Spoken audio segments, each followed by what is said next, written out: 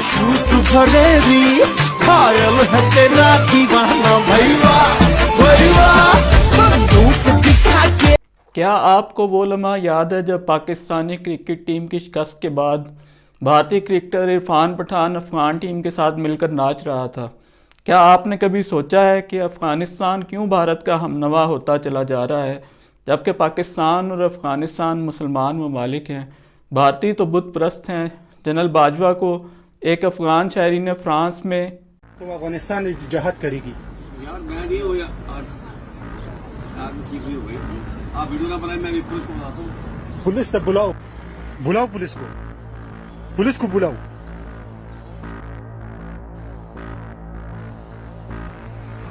دا وګورئ پاکستان د پوځ مشر کونی باجوا ټول عمر کونه ورکوله، اوس دلته راغله د په اروپا کې کونه ورکوي په سپینه ګیره. دې خواته وګورئ، خرپسته مردګا وه، دې خواته وګوره. برا بلا کہا تھا. انڈیا میں افغان مہاجرین کی تعداد صرف 14,000 ہے. پاکستان میں ان کی تعداد 37 لاکھ ہے. ایران میں 30 لاکھ افغانی رہتے ہیں. 2006 میں ایران نے بھی جب 1.5 لاکھ غیر قانونی افغان باشندوں کو ڈیپورٹ کیا تھا تو اتنا ہی شور مچا تھا جتنا آج مچ رہا ہے. پاکستان میں افغانیوں کو کیمپوں میں رہنے کی بجائے معاشرے میں بکھر جانے، شادیاں اور کاروبار کرنے اور جائیدادیں خریدنے کی مکمل آزادی تھی. ان کے وہم و گمان سے بھی یہ بات اب باہر نکل چکی تھی کہ ایک دن انہیں اچانک واپس جانے کا کہا جائے گا. یہی اصل وجہ ہے افغانوں کے غم و غصے کی. دوسری وجہ یہ ہے کہ اپنی تباہی کی وجوہات وہ اپنے باطن میں تلاش کرنے کی بجائے سارا ملبہ پاکستان پہ گرانا چاہتے ہیں. افغانوں کی تباہی کی سب سے بڑی وجہ جہادیوں کی آپس میں لڑائی تھی. سوشل میڈیا پر افغان مہاجرین کو واپس بھیجنے کے معاملے پر افغانی شدید غم و غصے کا اظہار کر رہے ہیں. ایسی ایک ویڈیو میں ایک افغان بھائی پاکستانیوں کو اسرائیلیوں سے بدتر قرار دیتا اور سنگین نتائج سے متنبع کرتا ہے. وہ یہ کہتا ہے کہ ہم نے تو سوویت یونین کو سبق سکھا دیا تھا، تم بھلا کیا چیز ہو.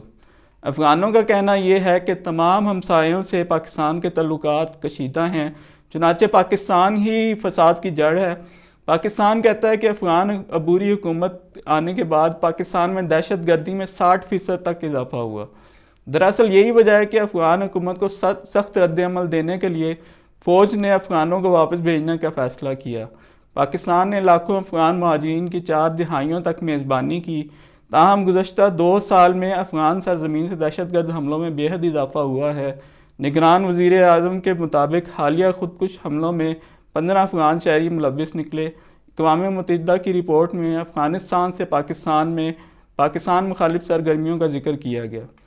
پاکستان کی مثال ایک ایسے رشتہ دار کی ہے جو اپنے کسی رشتہ دار کے ساتھ نیکی کی کوشش کرتا ہے اور بعد میں یہ نیکی اس کے گلے پڑ جاتی ہے. بہت سے لوگ یہ کہتے ہیں کہ پاکستان افغانستان کو فتح کرنے، اس سے اپنی اسٹریٹجک ڈیپتھ بنانے کی کوشش کرتا رہا. یہ بات کسی حد تک درست ہے. سوویت یونین کی افغانستان پہ اعلان کے وقت ساری دنیا یہ چاہتی تھی کہ پاکستان اس جنگ میں ایک بنیادی کردار ادا کرے. پاکستان نے اس جنگ کی قیمت افغان مہاجرین، کلاشنکوف اور منشیات کلچر کی صورت میں چکائی اور اب تک چکا رہا ہے. ہلری کلنٹن خود اعتراف کر چکی ہیں کہ یہ وہی جہادی ہیں جنہیں ہم نے خود تخلیق کیا تھا. وہ یہ بھی کہتی ہیں کہ سوویت یونین کو ہرانے کے بعد ہمیں جہادیوں اور پاکستان کو ان کے حال پر نہ چھوڑ دینا چاہیے تھا. To be fair, we had helped to create the problem we're now fighting. How? Because when the Soviet Union invaded Afghanistan, we had this brilliant idea that we were going to come to Pakistan and create a force of mujahideen, equip them with Stinger missiles and everything else to go after the Soviets inside Afghanistan. سچ پوچھیں تو پاکستان کے پاس ایسا کوئی option نہیں تھا کہ Soviet union اور امریکی جنگوں سے لا تعلق رہ سکتا. ملا عمر نے اسامہ بن لادن کو فری ہینڈ دے رکھا تھا کہ وہ افغانستان کو القاعدہ کی ٹریننگ کے لیے جیسے چاہیں استعمال کریں. امریکہ نے پاکستان کو دھمکی دی تھی کہ اگر پاکستان نے امریکی جنگ میں اس کا ساتھ نہ دیا تو اسے پتھر کے دور میں واپس پہنچا دیا جائے گا. اس جنگ میں جتنا بڑا ذمہ دار امریکہ تھا اتنی ذمہ داری اسامہ بن لادن اور ملا عمر کی بھی تھی، لیکن یہ بات یہاں پر غیر مقبول سمجھی جاتی ہے. امریکی جنگ کے ہنگام افغان صدر حامد کرزئی مسلسل اور متواتر پاکستان کو خرابی کا ذمہ دار ٹھہراتے رہے. امریکہ ISI کو ذمہ دار ٹھہراتا رہا. پاکستان کا کہنا یہ تھا کہ تحریک طالبان والے افغان سرزمین سے آپریٹ کرتے ہیں، سبھی فریق ایک دوسرے کو دھوکہ دے رہے تھے۔ یہ جنگیں گزر چکی ہیں لیکن ان کے ناقابل تلافی زخم پاکستان کو لگے ہیں، $1.25 ارب کا مالی اور 70,000 افراد کا جانی نقصان۔ آج بھی تحریک طالبان کے محفوظ ٹھکانے افغانستان میں موجود ہیں۔ پاک افغان سرحد پر اسمگلنگ سے ہونے والا نقصان اس کے سوا ہے۔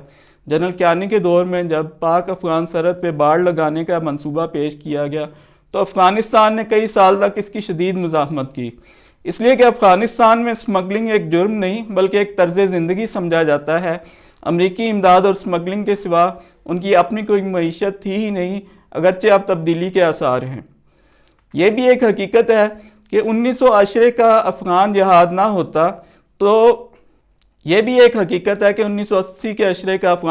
نہ ہوتا تو پاکستان نہ ایٹم بم بنا سکتا، نہ دنیا اسے بنانے دیتی، جیسے ایران کو نہیں بنانے دیا۔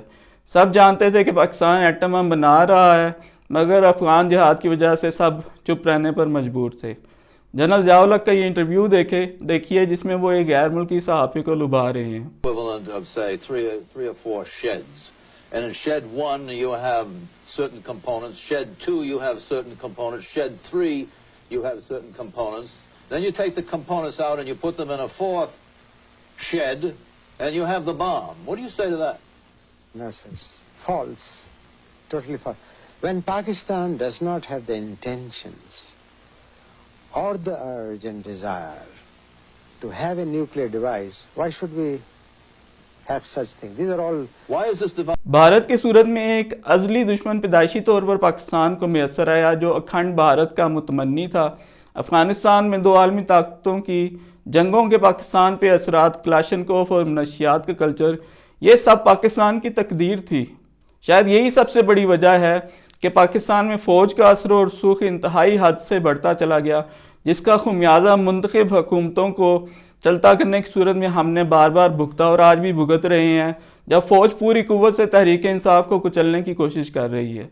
یہ ایک حقیقت ہے کہ اپنے ہمسائے تبدیل نہیں کیے جا سکتے۔ افغانستان کو ہمارے اور ہمیں افغانستان کے ساتھ رہنا ہے، یہ بات فریقین کو یاد رکھنی چاہیے۔ اگر نہیں رکھیں گے تو تکلیف اٹھائیں گے۔ میں تو یہ کہتا ہوں کہ بھارت اور پاکستان نے بھی ایک دوسرے کے خلاف جتنی معاذرائی کی افواج، میزائل، ہتھیار اور ایٹم بم بنانے میں، وہی پیسے اگر تعلیم، ہسپتالوں اور فیکٹریوں پہ لگتے تو برصغیر آج اقوام عالم میں جگمگا رہا ہوتا۔ جبلت مگر طاقت پہ غالب آ جائے تو یہی کچھ ہوتا ہے۔